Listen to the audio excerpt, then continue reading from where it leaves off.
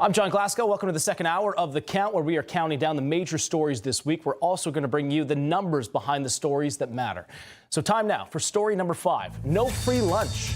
Under the Biden administration, the U.S. border has been a disaster. Millions of illegal migrants have crossed over the border and taken up residency here in America. Once they get here, they have been also given benefits, money, and now health care. Since President Donald Trump has been reelected, he and his administration have promised to change things at the border and stop the flow of illegal migrants. In the meantime, South Carolina Attorney General Alan Wilson and 19 other states have put a stop to the Biden administration from giving illegal migrants Obamacare once they are here. He joins us now to give us the details. General Wilson, when did you find out about the Biden administration giving free health care to illegals?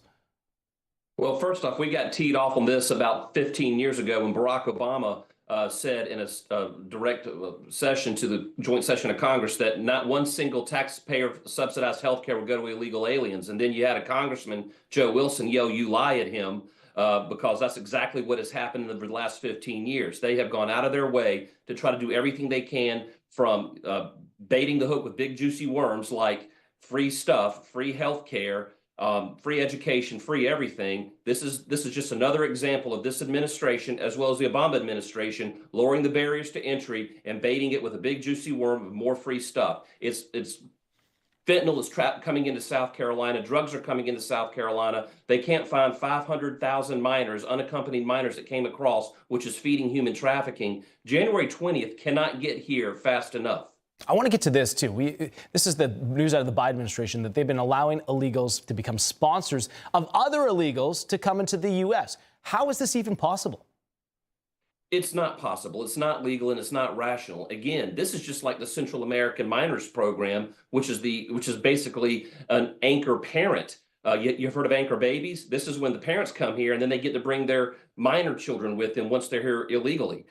This is just another policy that is incentivizing more migration across the southern border. And again, we want people to come here legally and lawfully, but with those millions of people migrating across the southern border, you're getting criminal elements, you're getting Mexican drug cartels, you're getting South American gangs that are trafficking in fentanyl and human trafficking and other types of drugs and illicit narcotics. It's not just that the fact that our welfare state can't bear this. We can't even take care of our own children and our own marginalized communities. We have to take care of the world's marginalized communities. And now we're having illegal drugs and narcotics and cartel activity coming across into our states.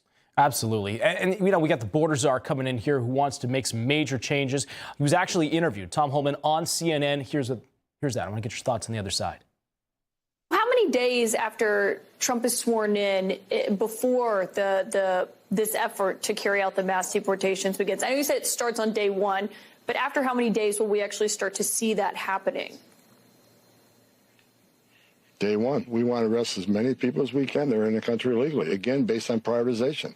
We want to arrest every criminal, every gang member that's here illegally, that's a public safety threat. If you're here illegally, you're not off the table.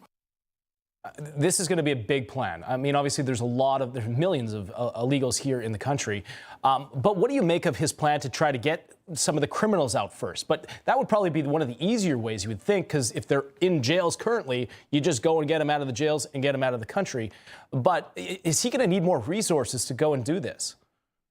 Absolutely. And first, I'm 100% supportive. I actually spoke with Tom Homan about 2 weeks ago and told him that I look forward to working with him to do everything I can on day 1 to start deporting those illegal aliens, especially the most violent. But the first thing the federal government can do is get out of the way of the states. States like Arizona in the Obama administration, and states like Texas during the Biden administration tried to pass laws supporting federal immigration policies, allowing state law enforcement to perform those functions. And we got sued by the Justice Department. Once that stops, states can actually help the federal government with these deportation policies. And that'll be a major step forward.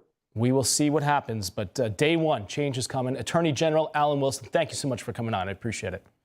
Merry Christmas. Merry Christmas to you, too.